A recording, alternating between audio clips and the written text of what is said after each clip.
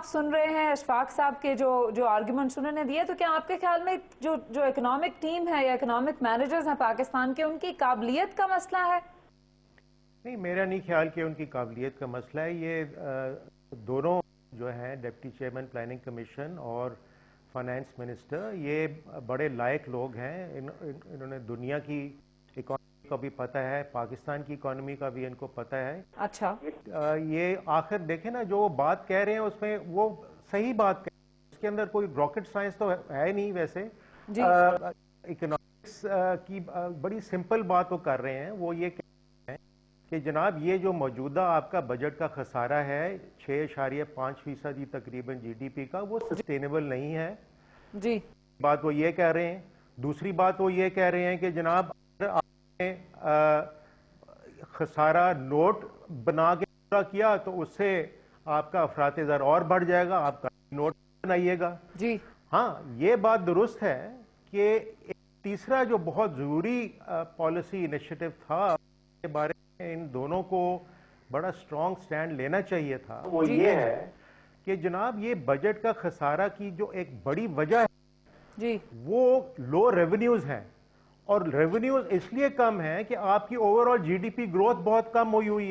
جی تو اصل مسئلہ جو ہے وہ جی ڈی پی گروتھ کو ایکسلریٹ کرنے کا ہے. آپ کی نیشنل انکم کو تیزی سے اضافہ کرنے کی ضرورت ہے. جی اور اس کے لیے ضروری یہ ہے کہ آپ اپنے غیر ضروری اخراجات کو کم کریں ڈراسٹکلی، اور ڈیولپمنٹ کا جو کہ تاریخی طور پر پاکستان میں ایک میجر سٹیٹمنٹ رہا جی ڈی پی گروتھ کا، اور باقی ساری دنیا میں یہ رہا سمجھا جاتا ہے، آپ اس کو سٹیمولس کے طور پر دیکھیں نا. امریکہ نے، برطانیہ نے، ہندوستان نے، چائنا نے، سب نے وہ سٹیمولس سوری یوز میں کیا. قطع کلامی کر رہی ہوں، لیکن آپ یہ کہہ رہے ہیں کہ یہ ایک بیسک سٹیپ تھا جو ان کو لینا چاہیے تھا، اور اگر انہوں نے یہ سٹیپ نہیں لیا تو کیا سوچ آپ کے خیال میں کار فرما ہو سکتی ہے ان کے لیے؟ بیکاز آفٹر آل جہاں پہ ہماری اکنامک سینیریو اس وقت ہے، اس کو بہتر کرنے کے لیے کوئی تو اسٹریٹجی ہوگی ان کے سامنے.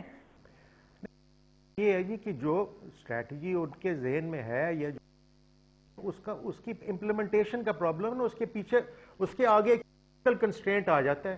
دیکھیں نا، اگر آپ اس وقت آپ 100 یا 400 ارب روپے ڈالیں ڈیولپمنٹ ایکسپینڈیچر میں، بجلی جنریشن کی مسئلے کو حل کریں، آپ نئے خرچے کریں، انفراسٹرکچر بنائیں، تعلیمی اداروں کے اوپر خرچے، ٹیکنیکل ٹریننگ کے اوپر خرچے، ایک بنیاد گروتھ اور سسٹین گروتھ کی بنیاد لے کرنے کے لیے آپ یہ پیسے خرچتے ہیں جی تو جناب دو قسم کے مسائل اٹھیں گے. ایک کہ حکومت کو اپنے جو غیر ضروری اخراجات ہیں ان کو ڈراسٹکلی کام کرنا ہوگا، اور دوسرا یہ ہوگا کہ گورنمنٹ کی اپنی جو مینجمنٹ کیپیسٹی ہے، پیسے کو ٹرانسلیٹ کرنا جی اس کی ایفیشنسی کو بڑھانا پڑے گا.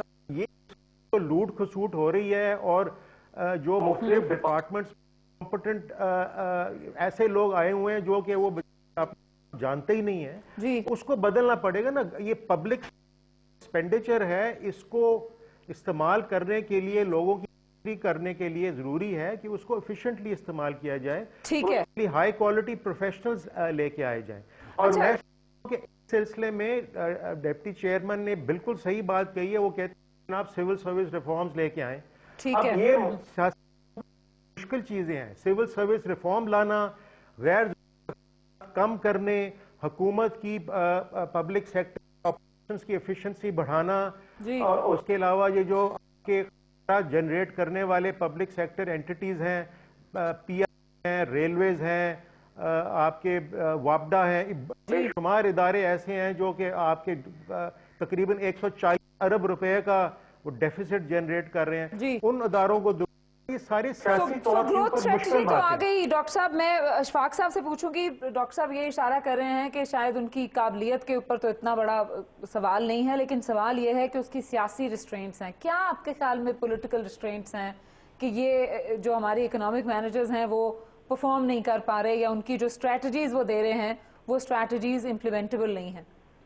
دیکھیں، جہاں تک اگر ان کے ڈگری کا تعلق ہے نا، تو دو اوپینین نہیں ہے. Both of them, finance minister and deputy chairman, بڑے اچھے اسکول سے پڑھے ہوئے ہیں. اس میں تو کوئی میں تو اس کو تو نہیں کہہ رہا ہوں کہ جی تو کتابی والی چیزیں ایک اور چیز ہوتی ہے، پاکستان کے جو مسائل ہیں اس کو ہینڈل کرنا ذرا دوسری چیز ہے. لیکن چوتھے وزیر خزانہ ہیں جی 3.5 سال میں.